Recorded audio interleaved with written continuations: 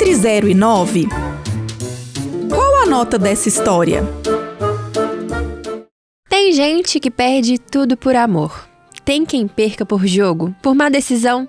Mas e quando a pessoa perde tudo acreditando que tá fazendo certo?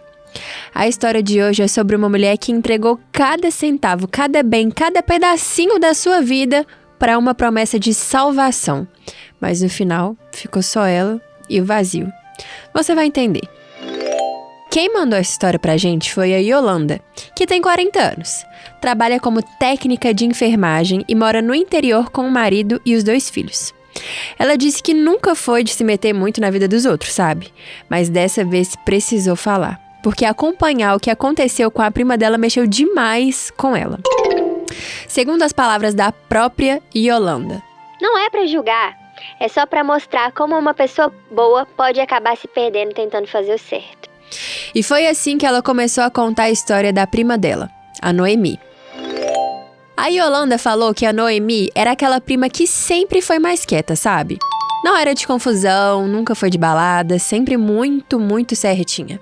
Trabalhadora, honesta, um coração bom, mas assim, meio carente.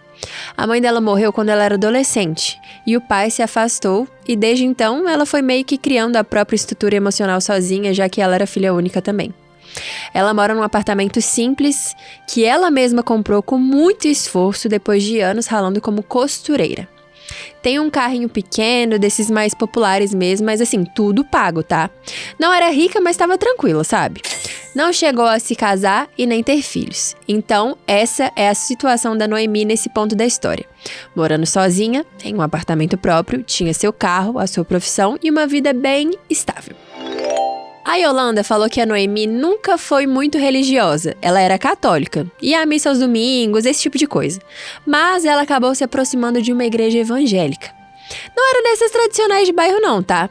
Era aquela igreja enorme, com sede espelhada, culto com telão, música ao vivo, pastor de microfone de lapela e presença forte nas redes sociais. Uau! Eles tinham um programa de TV, canal no YouTube, grupo de oração no WhatsApp, curso, discipulado, seminário, tudo muito bem montado e bem organizado.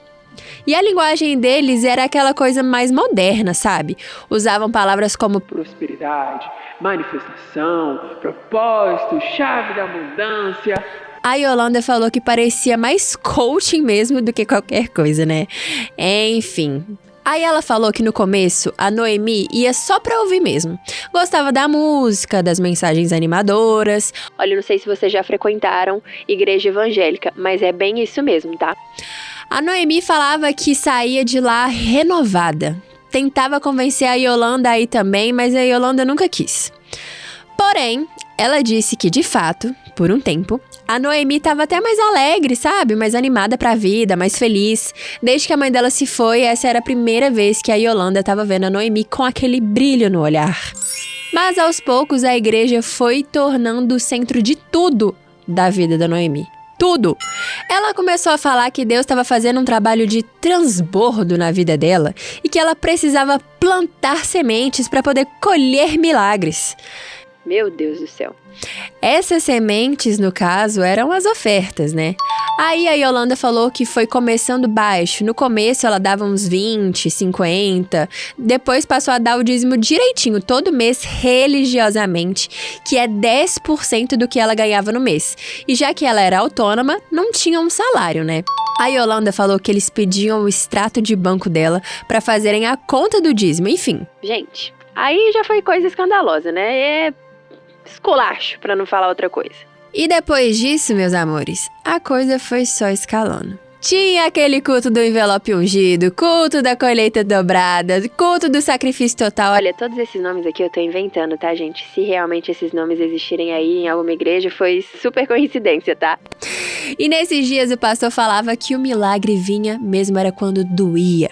Que dar o que sobra é fácil, mas que entregar o que é difícil é aquilo que move o céu.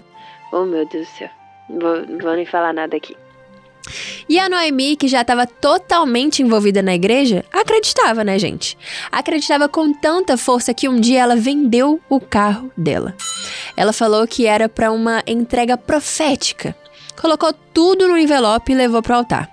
Depois disso, ela falou que estava com paz no coração, que tinha certeza que o retorno viria 100 vezes mais.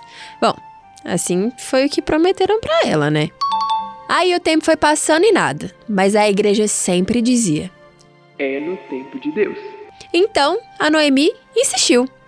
Aí a Yolanda falou que quando a mãe da Noemi morreu, ela ficou com as alianças da mãe. E ela tinha uma correntinha que tinha ganhado na infância, quando ela era bebê de uma madrinha rica, e tudo era de ouro assim.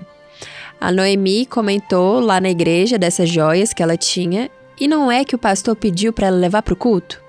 E, durante o culto, convenceu ela a dar as joias como oferta, falando que era para quebrar a maldição da pobreza. E a Noemi deu. Ô, gente. Olha, eu só tenho uma coisa pra falar aqui. Que jogo sujo, hein? Nossa senhora, isso tudo é muito pesado, tá? Porque é uma história real de uma pessoa que, aos poucos, foi se dando e dando tudo que tinha. Mas enfim, vamos continuar aqui que vocês vão entender aonde que eu quero chegar.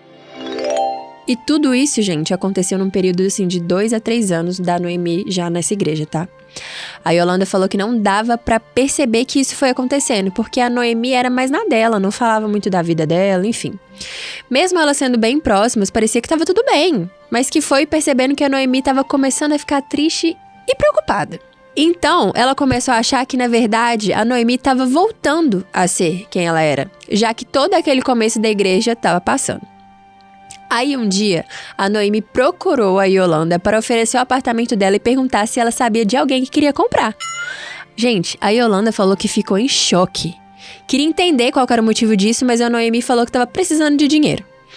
A Yolanda tentou intervir, claro, perguntou se ela estava bem, se estava sendo coagida por alguém, se talvez a igreja estava obrigando, e ela dizia que não, que só estava precisando de um dinheiro mais alto mesmo para resolver uma situação. A Yolanda falou que ficou de mãos atadas.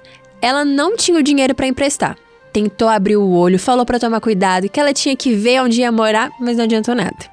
A Noemi vendeu o apartamento por um preço abaixo do mercado porque ela estava com pressa. E vendeu de porteira fechada, que é quando fala que vende com tudo dentro, né? Então a Noemi só ficou com as roupas dela e os equipamentos de costura. O resto tudo ela vendeu junto com o apartamento, gente. Vocês têm noção disso? E o que vocês acham que a Noemi fez com esse dinheiro? Sim, ela pegou tudo e doou para a igreja. E ela não guardou nada, nem para alugar outro lugar. Gente, como é que pode, né? Às vezes a gente fica cego, né? Mas numa situação dessa, você não teve nem onde ficar, não tem onde morar. Enfim, é realmente muito complicado. Depois disso, a Noemi foi morar na casa de uma irmã da igreja, que acolheu ela temporariamente. A Yolanda falou que a Noemi não falou pra ela nem o valor e nem qual era o motivo dessa doação, porque ela tem vergonha. Mas quando ela fez isso, ela acreditava. Ela acreditava mesmo. Só que os meses foram passando e nada aconteceu. Na verdade, uma coisa aconteceu sim, né? Os pastores pararam de dar atenção pra ela. Antes eles mandavam áudio, oravam no telefone, chamavam ela pra subir no altar, dar testemunho. Depois que ela entregou tudo o que ela tinha, a Noemi virou uma figurante na igreja. Eles passaram a ignorar as mensagens dela, tiraram ela do grupo do discipulado. Quando ela tentou pedir ajuda, só um valor simbólico, tá? Pra pagar uma consulta médica, a igreja falou que não fazia assistência social e não podia ajudar. Aí a Yolanda falou que com o tempo ela foi se dando conta de tudo que tinha acontecido. Gente, ela não tinha mais casa. Ela não tinha carro. Ela não tinha o pouco que ela tinha. E agora não tem mais carinho na igreja. Ela foi sendo descartada com o tempo, como se nunca tivesse existido ali dentro. Bom, durante essa fase, a Noemi se afastou da Yolanda. A Yolanda não sabia onde que era essa casa dessa irmã da igreja que ela ficou. E o contato era apenas pelo WhatsApp mesmo. Foi passando o tempo e a Yolanda percebeu que a Noemi estava no fundo do poço.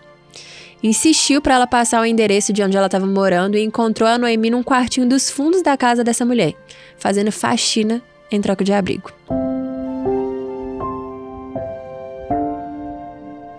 A Yolanda falou que era condição análoga à escravidão. Mas esse não é o ponto da história. A Yolanda pegou a Noemi e levou ela para casa para morar com ela, colocou ela em uma terapia e conseguiu que a Noemi se abrisse com ela. E é aí que ela contou toda a história. E a igreja? Continua lá, com o culto transmitido em HD, arrecadação digital, pregação sobre milagres, dizendo que quem planta colhe. Mas a Noemi não colheu nada, gente. Ou pelo menos, não o que ela esperava, né? Colheu tempestade sem plantar ventania. Coitada, gente, sério. A Yolanda fala que hoje em dia a Noemi evita o assunto, sabe? Fala pouco. Às vezes fala que ainda crê, mas que o erro foi dela, que talvez tenha sido impaciente com Deus. Mas nunca culpa a igreja. Nunca culpa ninguém, na verdade. Ela ainda carrega a culpa, como se ela que tivesse falhado. E assim, eu acho isso triste demais. A lavagem cerebral que foi feita é tão forte que mesmo com a terapia, com a ajuda da prima, com conversa, ela ainda acredita que a culpa é dela. Olha, pra mim a Noemi foi mais uma vítima. E a gente não pode nunca culpar uma vítima. Eu já escutei muitos casos de histórias que aconteceram. Não de pessoas que perderam tudo, né? Mas que poderiam ter condições de ter mais, mas insistem em dar o dízimo e dar até mais do que o dízimo para poder ajudar a igreja em troca de uma salvação que é prometida, né? Enfim. A Noemi doou por livre e espontânea vontade, ok. Mas a maneira como eles falavam, a forma como eles usavam as palavras, a promessa de recompensa, será que isso não é um tipo de manipulação também? Poderia enquadrar em forçar a fazer aquilo? E quando a fé vira moeda de troca, ainda é fé? Quando a pessoa doa tudo acreditando numa promessa e essa promessa não se cumpre, a culpa é de quem acredita ou de quem promete? Porque no fim das contas, quem planta sempre colhe? Ou tem gente que só serve mesmo de adubo? Por hoje é isso, e se você tiver histórias que queira que a gente conte aqui, mande no entre0e9podcast@gmail.com. Os números são números mesmo, viu? Vou repetir aqui.